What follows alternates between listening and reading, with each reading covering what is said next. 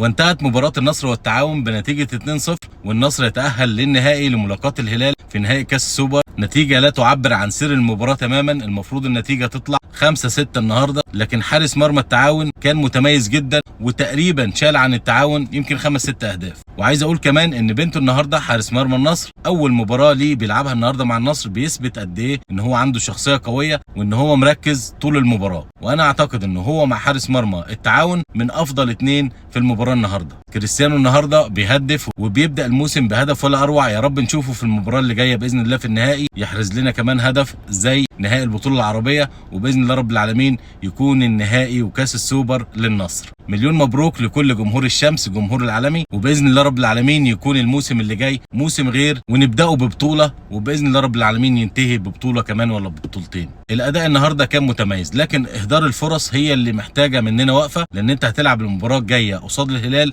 ما ينفعش ان انت تضيع ولا فرصة. الفرصة اللي هتجيلك لازم تخلص فيها فورا، لان الهلال اللي بيضيع قدامه بيستقبل وبيلاقي المباراة بتهرب منه. فلازم كاسترو ينتبه للنقطة دي ويراجعها مع اللعيبة كويس جدا ويهتم بالتفاصيل دي، لان مباراة النهائي هتكون مختلفة تماما عن مباراة التعاون، وان انت كمان بتلعب قصاد ند كبير وقصاد منافس كبير هو نادي الهلال. النهارده للاسف خسرنا مجهودات بروزوفيتش بالطرد اللي تم النهارده، لكن مفيش مشكلة، احنا عندنا لعيبة تقدر تنافس وتقدر تلعب النهائي، وباذن الله رب العالمين ان هم يحققوا نتيجة كويسة جدا، وباذن الله نهائي كاس السوبر يكون من نصيبنا ومن نصيب كل جمهور العالمي. الواحد النهارده كان في قمة سعادته علشان يرجع يشوف فريقه بيلعب من تاني ويشوف جمهور الشمس وهو مالي الاستاد، ويا رب طول الموسم يكون مالي الاستاد بالشكل ده، ويكون التشجيع والدعم للفريق ملوش نهايه. انا متحمس جدا للمباراه بتاعت يوم السبت، وباذن الله رب العالمين نعمل فيديو تاني ويكون بالفرحه لجمهور النصر، ونفرح كلنا بالانتصار، وبكاس السوبر يكون اول بطوله